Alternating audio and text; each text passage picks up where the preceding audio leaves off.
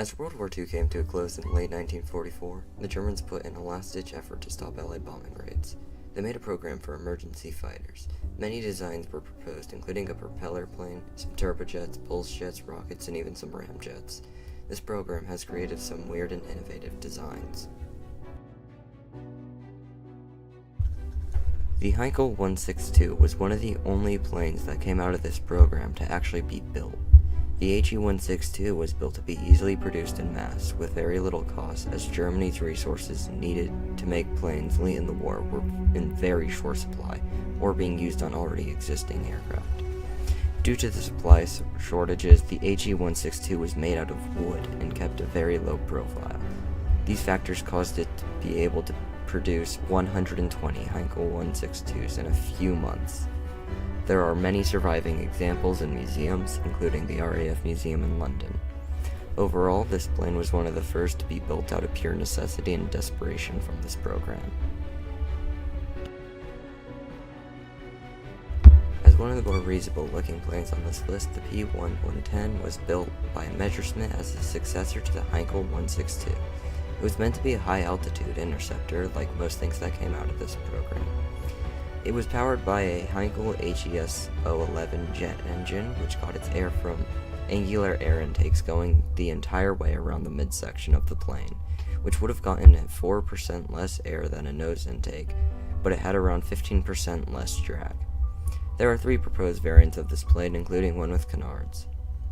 It would have had 3 30mm nose-mounted guns and could get up to speeds of 1000 km/h, with a wing sweep of 40 degrees. Overall, this was not successful because it would have been too expensive for late war Germany. The P-1107 was a rocket-powered compact interceptor powered by a Walter HWK-109-509, letting it reach speeds up to 1000 km/h. It was supposed to be armed with 2 30mm cannons. There was a prototype of the P-1107, but it was destroyed in a bombing raid. There was a second variant with a pulse jet and a different layout.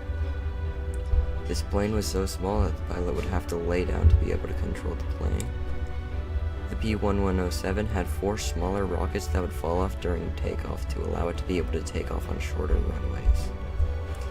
It had a very small profile. It was about only 1 meter tall.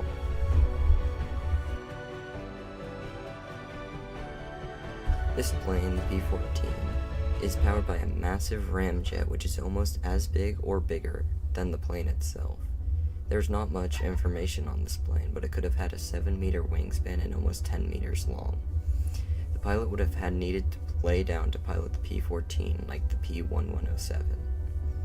The jet engine was 9.5 meters long and had a 1.5 meter radius. There was one other variant. It was shorter, had a bigger wing sweep, but neither of the variants were built at all.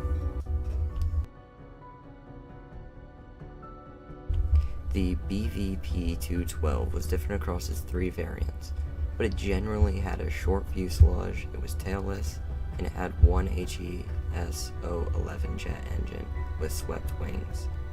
The first and second variants are basically just shorter or longer versions, but the third variant had a pressurized cockpit and was able to be made out of wood, steel, or aluminum. Like most of the planes out of this program, this was a single-seat high-altitude interceptor. It was also, in my opinion, one of the weirdest looking on this list. The emergency fighter program had some weird designs, and these aren't all of them. So let me know if you want a part 2. Thank you for watching.